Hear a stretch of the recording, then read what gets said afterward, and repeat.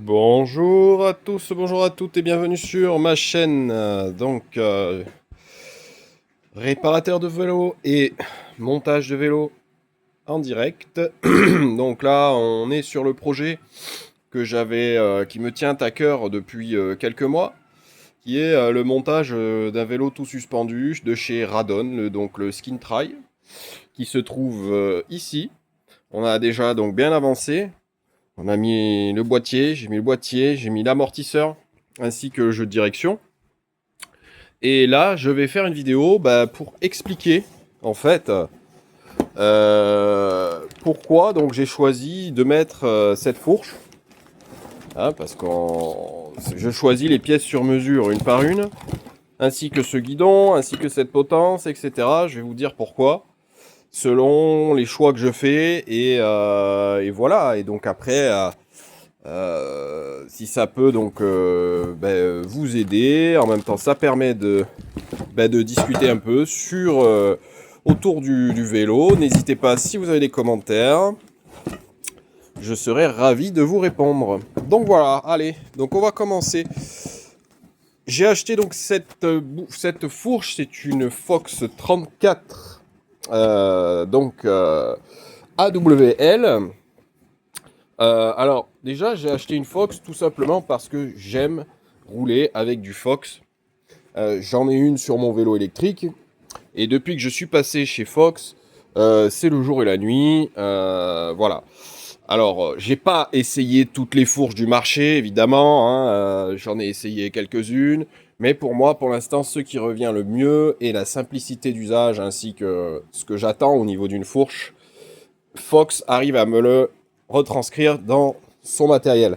Donc là ici c'est une fourche que j'ai eue donc avec un très bon rapport qualité-prix puisqu'il vient d'un site qui n'a pas de magasin fixe, donc qui est sur internet donc et qui a son usine directement et qui démonte des vélos sur place notamment et qui a des pièces à prix discount qui sont d'habitude peut-être parfois 2 fois plus chers que le prix où on les paye sur ce magasin. Alors ils n'ont pas toujours le stock disponible, mais lorsqu'ils l'ont, on a accès à des choses intéressantes. Donc voilà, là, ici c'est une Fox 34.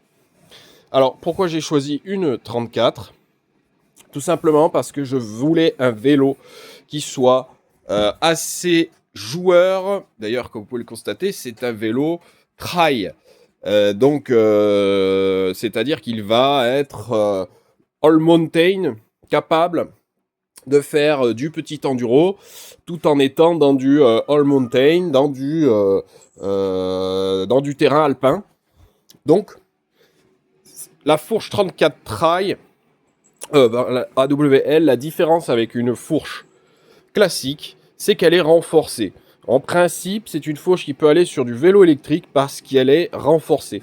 Là, ce qui m'intéresse, c'est d'être sur du 34 parce que je voulais un vélo dynamique, un vélo joueur, un vélo amusant, qui soit léger. Donc je ne voulais pas passer sur du 36, d'autant plus que j'ai une 34 sur mon vélo électrique et c'est exactement ce qu'il me faut. Alors évidemment, en passant à du 36, on a plus de stabilité, on a plus de solidité en descente.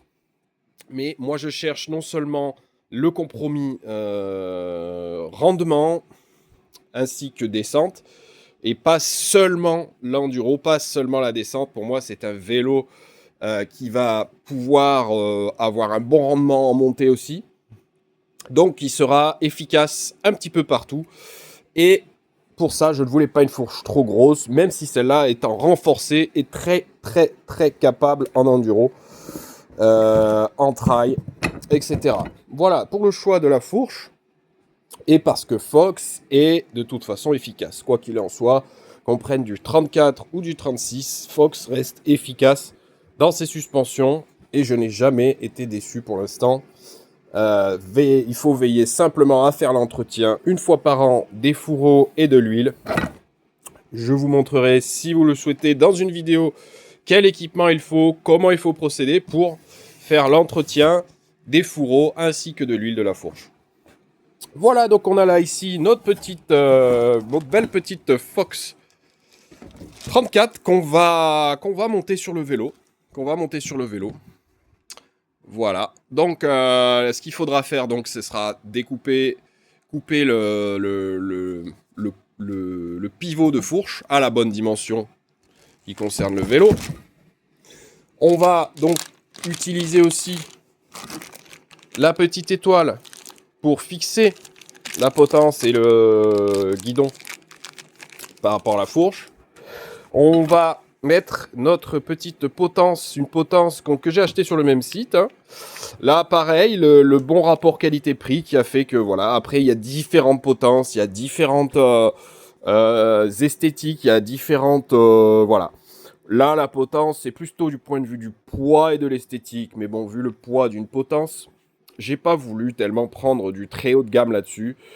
Je me réserve donc pour d'autres pièces qui mériteront d'être beaucoup plus haut de gamme que la potence.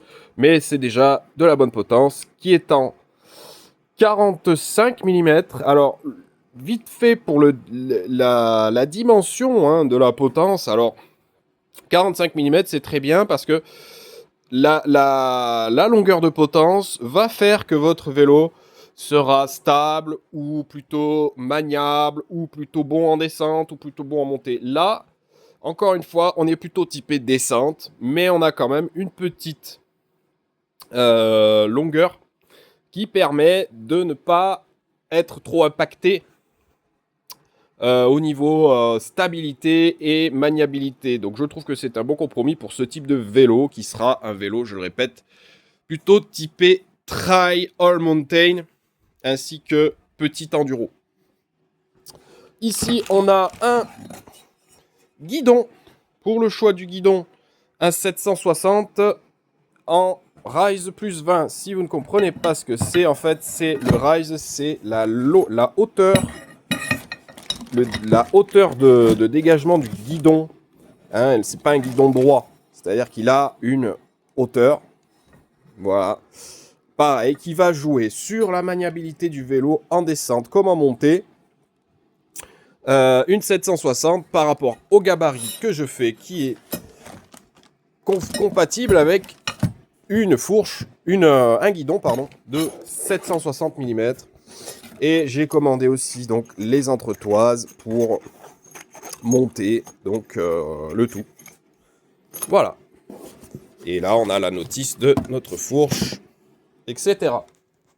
Ce qui va devoir se passer, c'est que donc d'abord de couper le pivot, puis donc d'installer la fourche avec sa potence et son guidon. Et là, on aura un peu plus avancé sur notre Radon Skin Try. Alors voilà. Bon bah écoutez, je vous dis à dans une prochaine vidéo pour le montage de cette fourche.